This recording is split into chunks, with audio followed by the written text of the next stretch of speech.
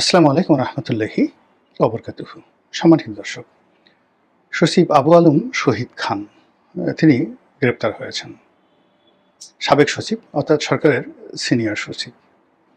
এই ভদ্রলোকের সঙ্গে আমার একটা ত্রিমাত্রিক সম্পর্ক ছিল। প্রথম সম্পর্কটি হলো, আমি যখন সংসদ সদস্য হলাম তখন পর্যন্ত তিনি ওএসডি একেবারে ২০০৯ সনের প্রথম দিকে। একজন আমার বন্ধু কর কমিশনার ছিলেন, খুব প্রভাবশালী কর কমিশনার ছিলেন। তো তার অফিসে একদিন চা খেতে গেলাম, গিয়ে দেখি এই ভদ্রলোক সেখানে বসা। তো ওই দিনই তার সঙ্গে আমার পরিচয় হলো। আমি তাকে জানতাম এবং চিনতাম কয়েকটি কারণে। নামে চিনতাম। প্রথম কারণ হলো যে একটা সময় তিনি ঢাকা বিশ্ববিদ্যালয়ে একেবারে প্রথম শ্রেণীর জাসদের ক্যাডার ছিলেন।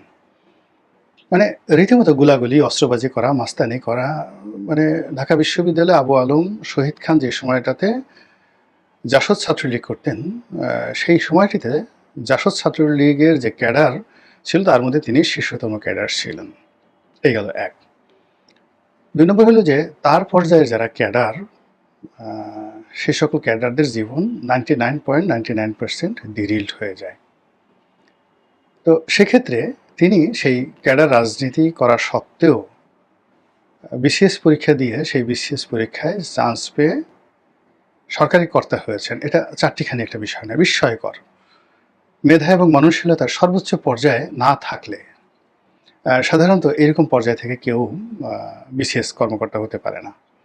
এমনি ছাত্র রাজনীতি থেকে যারা ধরেন একটা দলের প্রেসিডেন্ট হয়, সেক্রেটারি হয়, তারা পরবর্তী তার চাকরিতে যেতে পারে না। কিন্তু তিনি ওই ঢাকা বিশ্ববিদ্যালয়ের ক্যাডার রাজনীতি করার পরেও যে বিসিএস পরীক্ষাতে তিনি উত্তীর্ণ হয়েছিলেন, এটা আমার কাছে খুব একটা আশ্চর্য ব্যাপার।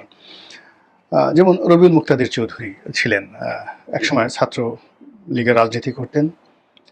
ছাত্রলীগের বোধহয় ঢাকা কলেজের প্রেসিডেন্ট ছিলেন, মুক্তিযোদ্ধা ছিলেন, শেখ হাসিনার সচিব ছিলেন।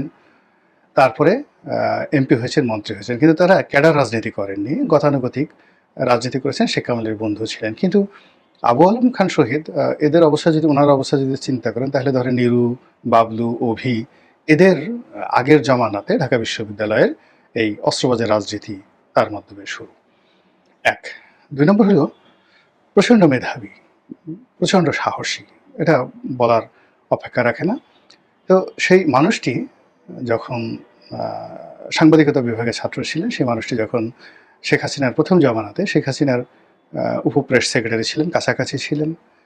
তারপরে যখন ক্ষমতা চলে গেল, তখন শেখ হাসিনা যে আধুনালুপ্ত দৈনিক বাংলা ট্রাস্ট, সেই ট্রাস্টের একটি পত্রিকা বিচিত্রা, সেই বিচিত্রাটা প্রকাশের উদ্যোগ নিয়েছিলেন এবং সম্ভবত আবু আলম শহীদ খান সেই পত্রিকাটা প্রকাশের চেষ্টা করছিলেন, সম্পাদক ছিলেন বা এরকম কিছু। তো এই হলো তার সম্পর্কে আমার পূর্ব ধারণা পরিচয়ের আগে। পরিচয় হওয়ার পরে দেখলাম যে অন্য সবার মতো তিনি অতটা আন্তরিকও নন, আবার অবন্ধুসুলভও নন। সীমিত কথা বলেন, ব্যক্তিত্ব রক্ষা করেন এবং তখন পর্যন্ত তার যে যাকে বলা হয় উপাধি বা তার যে পদবি, সেটা ছিল ডিপটি সেক্রেটারি। এরপরে তিনি হঠাৎ করে এলজিআরডি সচিব হয়ে যান। এবং আপনি জানেন যে এই সচিবদের মধ্যে সবচেয়ে পাওয়ারফুল সচিব হলো এলজিআরডি সচিব। আওয়ামী লীগ জমানাতে তিনি সেটা ছিলেন। এবং একদিন একটা কাজ উপলক্ষে আমি তার মন্ত্রণালয়ে গিয়েছিলাম। খুব অল্প সময়ের জন্য ২ থেকে ৩ মিনিট তার সঙ্গে আমার কথা হয়েছিল। এরপর আর তার সাথে আর কখনো ওইভাবে কথাবার্তা হয়নি। আওয়ামী লীগ জমানাতে তিনি খুব রাশভারী প্রকৃতির মানুষ ছিলেন এবং মন্ত্রী ছিলেন সৈয়দ আশরাফ সাহেব। সৈয়দ আশরাফ সাহেব তাকে যথেষ্ট স্বাধীনতা দিয়েছিলেন এবং সেই স্বাধীন অনুযায়ী তিনি স্বাধীনভাবে তার মন্ত্রণালয়টি পরিচালনা করছিলেন। তো সেখানে অন্যান্য যা হয়, মন্ত্রী, এমপি, মেয়র, ঠেয়র, এদের যে একটা দাপট থাকে বা এদেরকে নিয়ে এলজিআরডি সচিবের যে ধরনের একটা দহরম মহরম থাকে, এই জিনিসটি আবু আলম শহীদ খানের জীবনে ঘটেনি। তার ব্যক্তিত্বের কারণে হোক না কেন, ওখানে আসলে ধড়িবাজ, ধান্দাবাজ লোকজন সেখানে যেতে পারেননি এবং তিনি ব্যক্তিগতভাবে দুর্নীতি করেছেন বা করেননি আমি এটা শুনিনি। যারা সরকারের কর্তা ব্যক্তি তারা জানবেন। তো যাই হোক, তার যখন রিটায়ারমেন্টের বয়স এলো, সবাই আশা করেছিল যে তিনি হয়তো চাকরিতে তার অন্য সবার মতো মেয়াদ তার বৃদ্ধি হবে, অথবা রাষ্ট্রদূত হিসেবে তিনি কোনো দেশের দায়িত্ব পালন করবেন। কিন্তু যে কোনো কারণে হোক না কেন, তার কপালে সেই নতুন কিছু জোটেনি। হতে পারে যে তার সাথে ব্যক্তিগতভাবে সৈয়দ আশরাফ সাহেবের খুব ভালো সম্পর্ক ছিল। আর সৈয়দ আশরাফের সঙ্গে শেখ হাসিনার খুব ভালো সম্পর্ক যে ছিল না, এটা আমরা বুঝতে পেরেছি। এটা অনেকটা অভিনয়ের মতো, কিন্তু সম্পর্ক ভালো ছিল না। তো এরপর থেকে আবু আলম শহীদ খান কিছুদিন যমুনা টেলিভিশনের প্রধান নির্বাহী কর্মকর্তা হিসেবে চাকুরি করলেন। আবার সেখান থেকে তিনি চলেও গেলেন। তারপর তাকে আমরা ইদানিংকালে বিভিন্ন টক শোতে দেখতে পাচ্ছিলাম এবং আমার সঙ্গে তার বেশ কয়েকটি টক শো হয়েছে। তো ওই টক শো এর আগে পরেও আমাদের আসলে ওরকম কোনো কথাবার্তা হতো না। এর কারণ হলো তিনি যেমন সাবেক সচিব হিসেবে একটা ভাবসাব রক্ষা করার চেষ্টা করতেন, আবার সাবেক সংসদ সদস্য রূপে আমিও তেমন একটা ভাবসাব রক্ষা করার চেষ্টা করতাম।